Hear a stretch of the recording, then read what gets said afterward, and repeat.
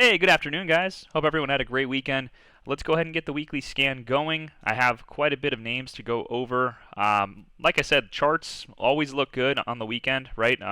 Some more than others, and a lot of the times these names don't always work out, right? Sometimes I'll go into a week with 6 or 8 names that look fantastic, and by the time the market opens on Monday or even Tuesday, right, some of these names have failed through levels already, and they end up getting diluted down from 6 to 8 that looked good maybe down to 4, right? We can just kind of narrow our vision. But a lot of these names are setting up, in my opinion. I think LUV, which is Southwest Airlines, looks really good. I think that airlines are going to see a nice move going into their earnings report end of July. Obviously, I still have a position in Delta Airlines, which is DAL. It hasn't done as well as I would have liked, but I might add into it. I'll show you guys that chart after this. But this still looks really good on Love, right? So far, remember, it's very simple in terms of progression gaps. This is why I like to look for these first. We had a gap down from here to here from an earnings, right? We had our earnings high. We sold off, swept underneath that level, pushed up, flagged, broke out, recovered, and just consolidated here, right? Very, very key consolidation here. A lot of bids were kind of developed. And then we ended up selling down with this bar here, but it's very key that we ended up kind of catching a higher low. We sold one more time, kind of swept this out. Once again, printed a hammer and then re-recovered the progression gap, right? You guys can see how this is just simply gravitating back towards this mother candle high or the earnings candle high. There's a lot of liquidity. I said this in my educational video. These candles tend to be gravitated towards until orders are completely fulfilled or until liquidity is kind of pulled and that this candle is essentially dry. That's how you have to view it, right? So this ends up kind of pushing up, consolidates again for another 1, 2, 3, 4, 5 days, and then we had a big markup towards the top of this candle here, right, which is another earnings candle high, and then we pulled back, and this is what's key in my opinion. We are now pulling back on diverging volume, and unlike some of the other ones, right, where we had high prints on a sweep of a low, right, we are now printing a high volume hammer off of this progression gap, which we hadn't had, right? Anytime that we consolidated this previous mother candle high, look at the volume, right? It just stagnated and it didn't do anything. And then it sold under, and anytime it made a new low and really kind of swept out or swept out any buy side, right? It had high volume, right? Because those buys, or those stop losses rather, were getting bought back up, right? And then it marked back up, recovered, and now we're starting to see the hammer come off the progression gap. So I'm going to be looking at this name for a continuation off of 2748, right? I think this can, obviously it's a little bit of risk from where we currently closed at since the close was up here, but I would be willing to risk this progression gap at 2748, and I'd be looking for calls into like August or September to really fill this gap or at least get into the gap, right? I think we get some kind of move like this, right? Obviously, we just kind of pull down, maybe a higher low at this point. But ultimately, I'm looking for something like this where we hit the top of the gap, maybe flag, breakout, base, and then a big markup towards the top, right? It doesn't have to go exactly like this, right? Usually these will end up getting rejected though, so I like the odds of this happening here, the higher low or the flag off of the 3078 gap fill, or maybe it breaks through and then pulls back and bases it. Either way, same concept is kind of like how I like Dow, right?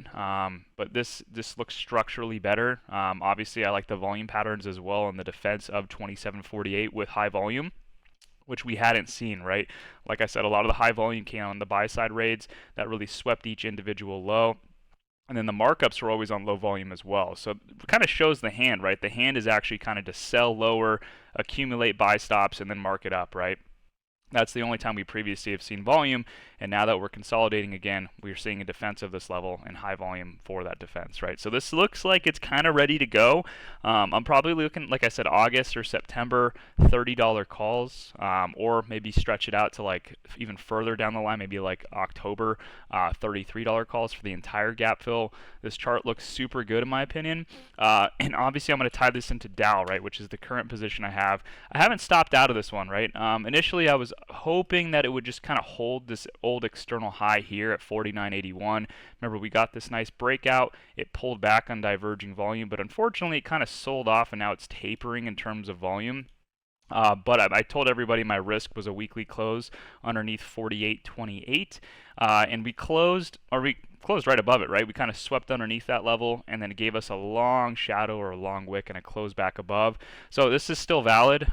We'll see how we open up. Ideally, though, we can open above 48.28, maybe print some low volumes, low spread candles here. A couple inside bars would be nice, and then we start to mark back up and at least claim back over 49.81, right? I do think that this can see 55 plus. I don't have my thing on.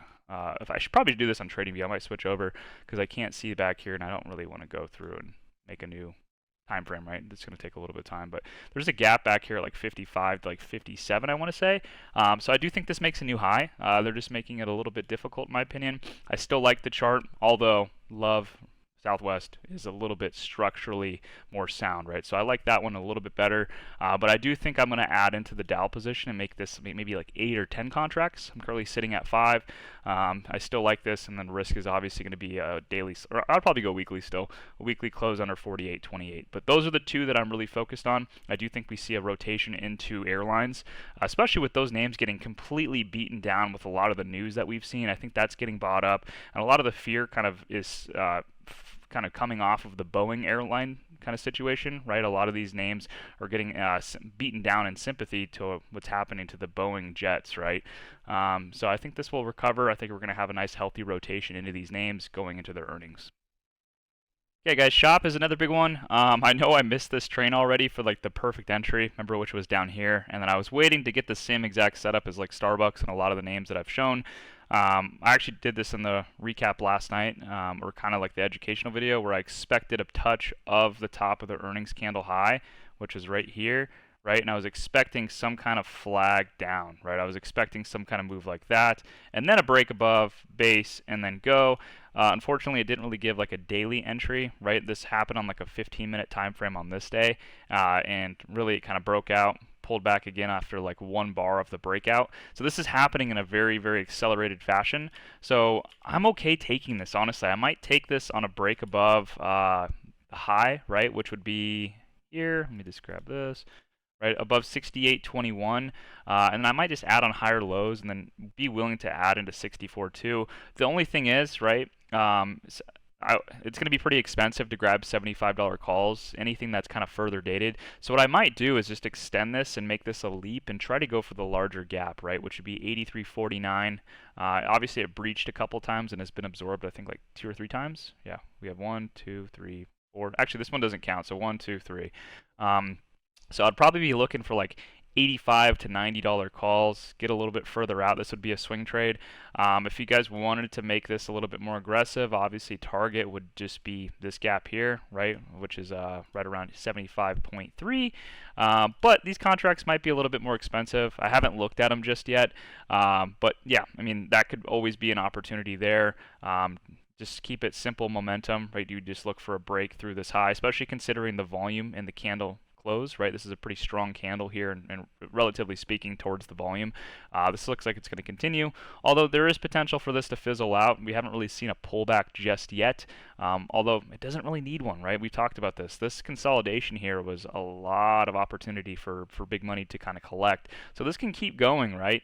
So that's why I do like the momentum trade here. If it is to pull back, I think it can pull back and give us like that actual structural pullback, which would be 64.2, rather than like a 1 bar pullback, right? We'd actually get some kind of structural flag. That would be a really good entry, and then we would look for a higher high, maybe a pullback onto that high, and then a continuation, right? So Shop is still on the watch list. I think this name has a ton of upside. Still one of my favorite charts. This name, a lot of growth opportunity, and their earnings come out when like end of July as well. I think they're gonna fucking crush. I think they're really gonna do extremely well. So yeah, I mean, this name, I mean, this speaks volumes down here, right? This speaks volumes. We ran this trade a couple months ago now, when this name trades like butter. So once again, sorry I missed back here. It's unfortunate. I just didn't feel super comfortable off of that trend line, and then I was trying to wait for the right criteria to take a flag or a break in base, and it just happened really quickly.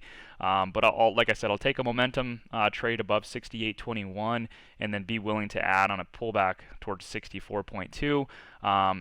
Like I said, you guys can trade the 75.3 target. I'm probably going to go a little bit further out with my expiration and then extend my contract strike, right? I'll probably go for like a 90 call or an 85 call and get some time on these because I do think this gap is going to fill. I'm almost positive. So big focus for me over the next several weeks, next several months even. Yeah, Disney is back on the menu. I did recently stop out of this one. I don't know why I did. I think it was just the monetary aspect. I was down about $500 on it. I think I had like 7 to 8 contracts. That was on Wednesday when I was down 800 bucks. Majority of that was Disney, and I just kind of cut Disney just to kind of mitigate my losses. And then we took some trade. I think it was AMD and SPY, and I was able to get some of that back. But overall, the chart still looks good, right? Obviously, we had the earnings gap down, which is this big gap up here, but this is that weekly bar that kind of started the downtrend. But you guys can see it is going lower, but it's not going lower aggressively, right? Each new weekly low, and you guys will see it when I flip to the daily, is very minuscule, right? It's very, very minuscule, especially from this weekly low to this weekly low. And then we really consolidated, and then we got another weekly low that's coming right off of the 99.28 gap, which was this gap up here from the earnings of February 5th. And then it ties really nicely into this weekly kind of low here, right? And then obviously got retested, rejected, and then we had this week, like multiple week-long flag that kind of based out, and then we broke out through that, right? So this is a really nice spot, right? 99.28 to 96.61. I kind of have it highlighted as like a green demand zone, if you will. You guys can see it better on the daily, right? This was the kind of the start of that. I guess that old weekly level, right? Obviously, we broke down, we traded back up, we rejected it. This is that multi-week long flag. We broke up into it, and then we gapped up from earnings, right?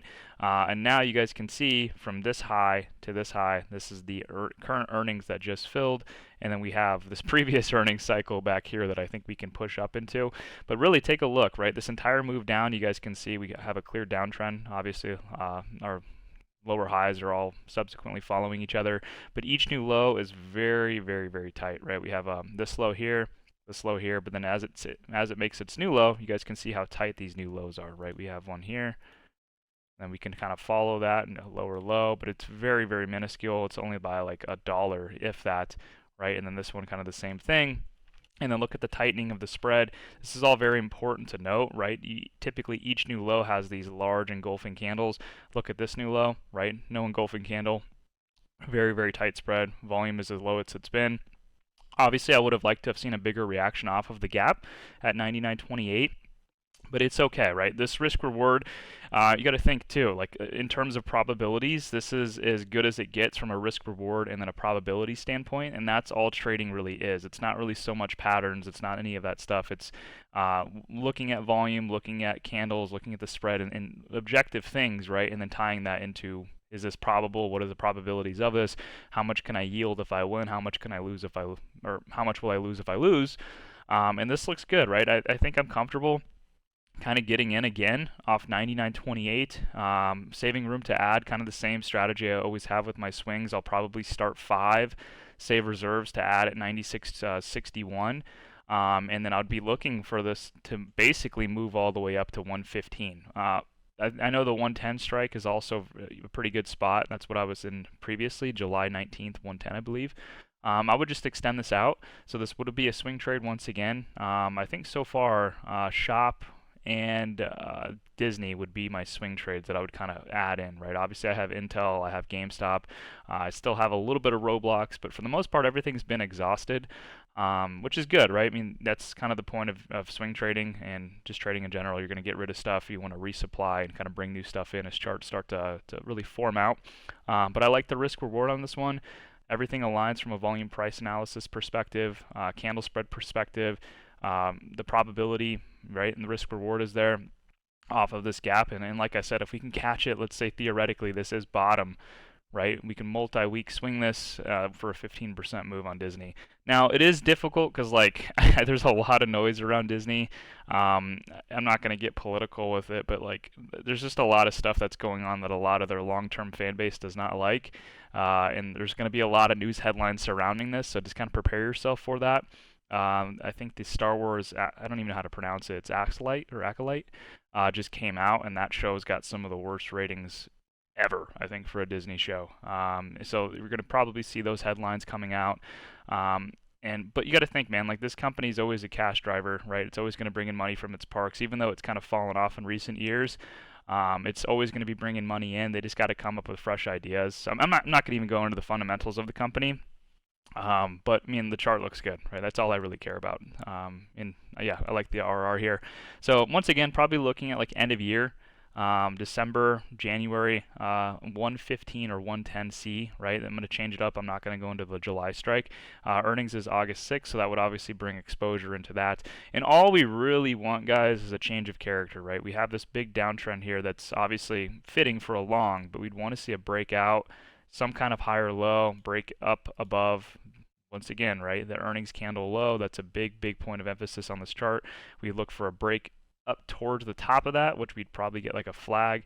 If we don't, flag off of this, maybe a break and base on it, which I'll draw next, obviously would be this, and then we'd look for some kind of larger scale move to 114.15, right? Overall, though, like this chart. I just think my entry last time, it wasn't bad, right? It just, obviously, I probably should have been more tolerant with my risk and risked this. And I shouldn't have been trading the monetary value of that trade, which is always key. So just a learning thing for a lot of the new guys here. Don't really look at the money aspect of it. In swing trades, it's always going to be about 5 contracts, right? And I'll usually start a position with 5, and then I'll have a risk where I'm risking my technically where I'm supposed to be losing at. If it comes to risk, right, I'll usually add another 5 if it's kind of respecting that level and behaving well, and then daily close, weekly close, just kind of whatever the parameters I've set for that trade end up aligning with. I'll close if it breaks under, etc., etc. So I'll probably just look for this to reach 105. Let's see if we can get some kind of change of character, some kind of higher low development, and then a push to 107.88. Reach that gap, and then we'll look for like 110 to 114. Okay, so that's pretty much the trade idea for this. It's going to be, like I said, a swing here. We'll see what we end up getting. But I do expect some news headlines to be surrounding this. A lot of like shit talk and bantering and stuff that you're going to see probably about this, that how it's a terrible company. But people said the same thing back here, right? People said, I remember very clearly, like people are talking about their parks and how they're losing a ton of money. People are no longer doing the annual passes, and yada yada yada, and then it had that big markup from the earnings. It flagged and then it broke out again, right? And this is just kind of the cycle of stocks. And really, I mean, there is an imbalance still down here, right? So it's kind of important to note that this could break all the way back down to these lower levels. But trend is still clearly up, and that's more than likely where it's going to go. And obviously, it could distribute up here. But I like that risk off 99.28. I might just kind of hold if it does break 99.28 and add another 5 if it comes to 96.61, and then the overall risk would be 96.61, right? So just to visualize it, right? Let's say we get in long here, right? Stop would be just a little bit underneath that. We'd be targeting all the way up here, right? Just from an equity standpoint, it's 4.43R. So it would change a little bit in terms of like the contract pricing. We'll have to kind of look at those. But just from an overall perspective, this is definitely worth the risk. So that is going to be it for Disney. We've got a couple more. Some are a little more speculative. I'll kind of put those at the end. We'll go to the bread and butter ones and just kind of recap those. AMD is still going to be a big focus for me, guys, mainly because I know that this is redistribution, but there's a couple ways that we could trade this, and I don't think the redistribution is going to be dramatic, right? I think that this, if anything, is just going to be a quick drop down into this gap here at 153.5, and then a reaccumulation for a move back up, right? And I think that move back up is ultimately going to come to this 205 spot way, way up here. It's probably going to take a couple earnings cycles to get there, but just for the short term, right? I mean, this thing's been consolidating in this range since mid-May, right? So quite some time. So I'm expecting a big move here, but ideally, right, tight compression here right off this 157.70 spot, which is this old lower high, right? Obviously, it pulled into a flag and we broke structure. It had been pretty much consolidating here for quite some time. I would expect upside. And that's kind of what I'm rooting for, right? So there's a potential here to take it long off 157.7. And I really think it pushes back up towards this unfilled gap, right? So from the close to the open here, you got to think there's a hidden gap. So I'm kind of rooting for this to push up to 167.87. And then obviously I would look for it from that point, right, to kind of maybe push towards 171. I should probably just extend this, right? We'll just kind of draw it out. I kind of want something like this, right, where it breaks down, retests, and then starts to sell back into the gap here. You got to think, right, from a risk perspective, you want to have the best risk possible, which is closest to your stop loss. So if we can get it up here, I would love the short to kind of, enter and go for 153 to like 155 puts. And this would obviously give us the most reward, right? I mean, that's kind of what you want, low risk, high reward. I mean, that's a 10% move on the underlying for roughly $18.5. But if this is to actually drop first, right, you got to think that this could potentially just have the floor fall out. I would like to long off of 153.5, right? So if it kind of breaks down, the floor falls out. I'm not going to short underneath this support. I'm going to wait for it to kind of come here, right? Obviously kind of bounce, maybe claim the top of the gap here. You got to think these are two different supports, right? So we have a support at the bottom. If it reclaims the top, that's a valid support. And then you'd look for it to break back into the range, and then we could potentially trade this long. But same exact concept, right? We'd look for it to go long to like 167.87 at the hidden gap, and then make its way up into these upper extremes on the high one or mid 170s, low 170s, right? But I've shown you guys a couple of times why I think this is redistribution. I guess I can just kind of pull it up really quickly on Google. And of course I can't find it. Hold on, let me pull it up on my. I'm gonna pull it up on my Kindle thing. I'll link the book as well, guys. I know a couple people have asked me about the book. Reaccumulation. Where are you? Here we go. So I'm going to copy this real quick. You guys are going to see my screen freeze really quickly.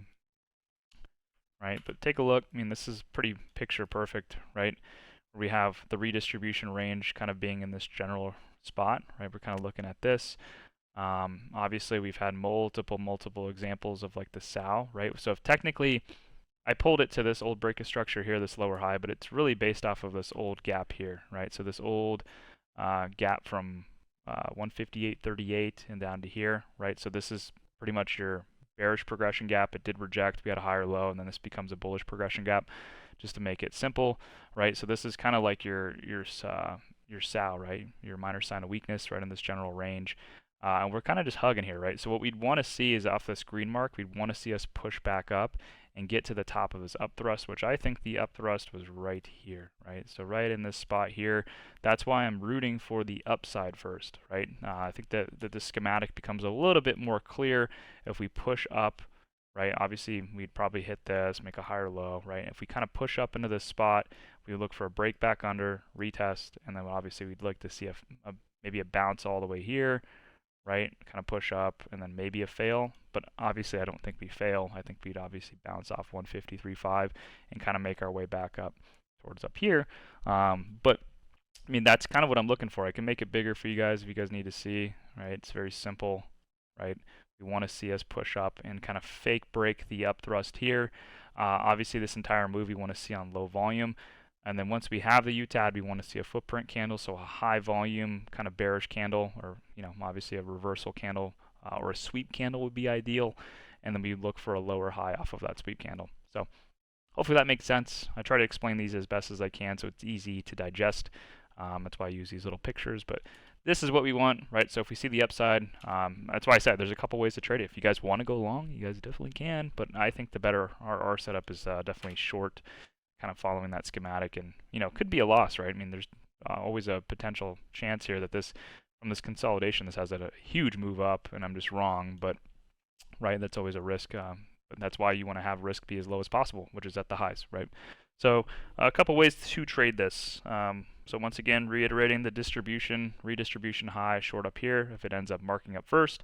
Or, right, I think you can definitely take this long. If it, once again, breaks down into the gap, you'd look for a move back up to that same exact spot. So AMD, kind of like a short focus, kind of like a back end long, right? I don't really want to take this long yet, but if it ends up doing it, right, I'm not opposed to it.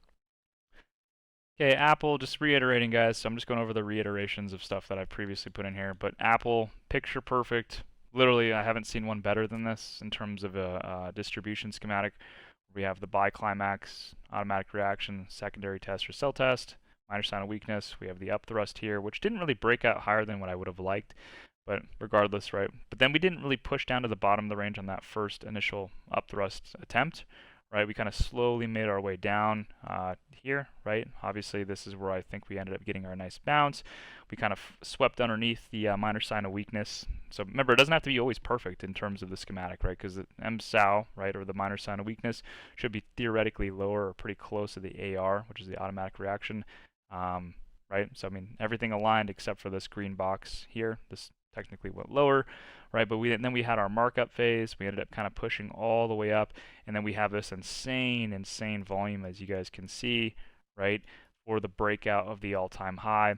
That's exactly what you want to see. And then what we want to see now, obviously, is exhaustion, right? So we had the major breakout here.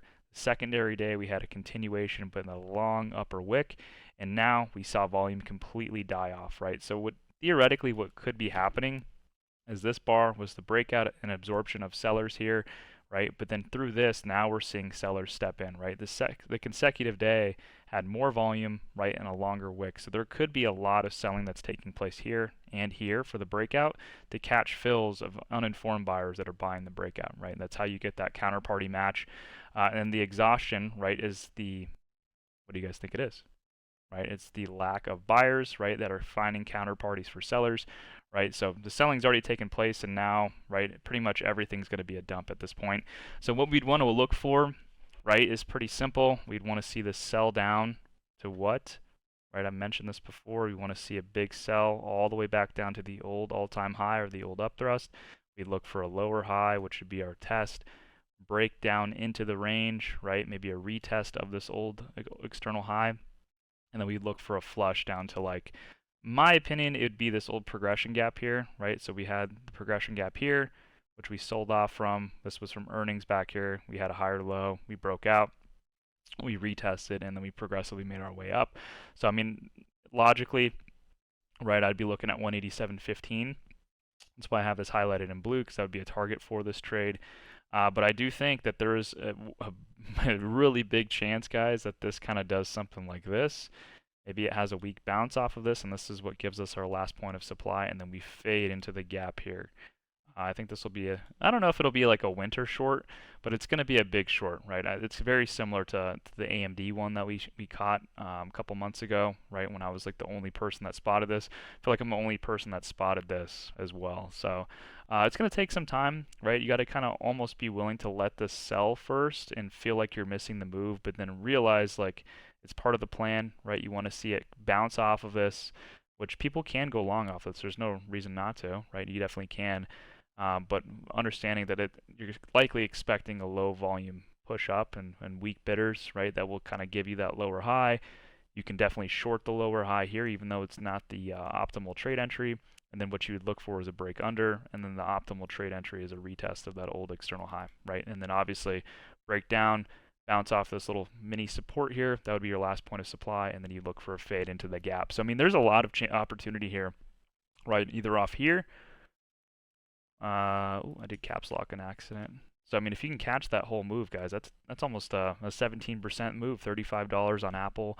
Or if you get that optimal trade entry, which isn't as greedy, but it's a little bit more surefire to do so, right? You'd get a $24 move, or basically 12.5% move on the underlying. So a lot of opportunity here. So I just wanted to reiterate this, not to lose sight of this. I did the same exact thing for you guys for GameStop.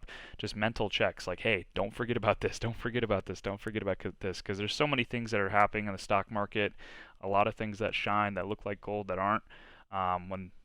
If you just stayed patient, you definitely could have caught in something well worth waiting for. So Apple is one of those, in my opinion. Yeah, guys, Tesla, another one not to lose vision of. I think I'm right on this one. It was kind of hard not to pull the trigger on it. Obviously, I'd have two contracts still. It is what it is. I'll lose on this. It's not a big deal. But I think that this was a fake breakout, right, to a news event that was obviously a good thing for Elon, for Tesla, right, where a lot of this stuff is going to stay in-house as opposed to going to xAI. But I really think that the markup is going to come from Robotaxi as well as Optimus, right? That's a lot of the market share that still hasn't been accounted for. So, like I said, I think this was kind of a sell the news event that's going to give us our entry. A lot of people probably chased Elon getting his, the approval for the $50 billion, and him obviously keeping that stuff in house. I think that's going to sell, right? And a lot of people chase that, right? So I think the actual move off this consolidation was a fake break, and then it's going to stop out all this liquidity that was built up in this broader range. I mean, this has been a spot, guys, since early May. Once again, if we take this back, even like late April, for this broader range. So ideally, this kind of sells off. It sweeps underneath the swing low at 167.5. And if we pull our fibs from swing low to swing high, right? So we'd obviously be looking for this to trade into that sweet spot I've been talking about. That'd be 161.75, which is our discounted array entry, into the gap here, right? So the gap is at 157.51. That's why I have this whole zone marked. I should probably make this stand out a little bit more. Like go with like a nice yellow tint or something like that. But yeah, I want to get entry into here.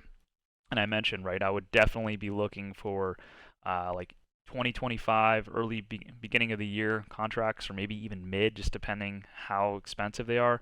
I'm looking once again for 250, potentially 290 to $300, right? There's an unfilled gap way up here that I think could play out. Sorry, I had to sneeze. But yeah, I think this was a fake breakout, guys. I think this really trapped a lot of people. It's going to take, once again, liquidity, have that change of hands, because they are trying to get into this trade. I'm telling you guys, they are trying to get into this, and it's going to take a little bit of time. It's going to be a lot of pain for a lot of the people that are kind of trading on excitement, that are trading on in the now news, right? And you guys should know what I mean by that. But I mean, for the most part, I stayed pretty tame, right? 2 contracts isn't that big of a deal if I lose on these. But yeah, once again, I think we're going to kind of sweep out, break under the swing low here at 167, trade into 161 to 157, and this is where I'll look to go long. So don't lose sight of this. Don't lose sight of Apple. I'm telling you guys, just be patient. Trust me. Okay, last one. This is the speculative one. It's not my favorite, but it's something I'm definitely keeping my eyes on, is Affirm, right? We've had this deep flag, pullback, whatever you guys want to call it, that's really forming on the monthly chart. But I will say that the monthly and the weekly are starting to look a little sketch. Obviously, we're halfway through this month, but so some time for that monthly print to kind of fix itself. But the weekly is really gross, right? You kind of had this flag that's really pulled back. Once again, if we kind of pull our fibs from low to high, we're pretty close to discount. We're not there just yet. So, I mean, I would like to see this maybe come a little bit lower down into this spot here, which was your weekly high. That kind of rejected us. We flagged high or low, whatever you want to call it. We've obviously rejected this spot a couple weeks in a row, right? And then we broke out, but we never retested, right? So maybe if this comes down a little bit lower to 25.63, I'd be able to put a little bit more size onto this. But as of now, right, I mean, this weekly bar is not the prettiest, but that volume coming in after this, this flag is definitely something to keep your eyes on. That's just why, kind of going into the daily, and this is why I'm bringing it up, you guys can see, right, we had the breakout come on what? High volume, right? Then it was matched with a shooting star, so clearly sellers are in control. But for them to be in control, why are we having this pullback on this low volume, right? So once again, it kind of comes down to intent. I'm just going to keep my eyes on this off 30.49, which is this daily gap fill here. If it starts to give us a nice bounce, we get a nice strong daily close off of it, I might look at, like, somewhere into this gap here, because you got to have targets in mind. I think there's an opportunity to trade this back up to like 30. I'm sorry, I don't want to do a level, like maybe 33 to like 35, right? You got to think that this is also a potential spot with this being such a high volume bar. So 33 to 35 would be somewhere to be kind of keeping your eyes on in terms of a target, with risk being 30.49. Let's say on Monday this just kind of fails and it sells down. It's all good, right? I'll just kind of keep my alerts here set at, once again, 25.63, right off that 618 range. And I'll kind of look at this for a little bit later down the line and see how we react down here. But it's just something to keep your eyes on. It's not something that's definitive or something that's going to be at the top of my list, but just a name to keep your eyes on. So that's it. Hope everyone enjoyed. I'm not going to be looking at SPY. I'm not going to be looking at QQQ this week, at least not right off the bat, right? Unless I see some dark pool prints or stuff that catches my interest. Those charts are just, I don't know. I'm kind of far removed from them. They're a little bit hard to trade at the moment. I think they'll get easier once we have JOLTS and NFP next week. But until we have dark pool prints on those, or just some kind of guidance into the general direction that big money's trying to push it, I will be kind of avoiding those. So that's going to be all, guys. Not too much this week. I tried to keep it as light as I could. Obviously, if new names pop up, I'll remove the old names and kind of add the new ones and do the typical cycling. But yeah, hope you guys enjoyed. If you guys are newer, feel free to ask questions. So yeah,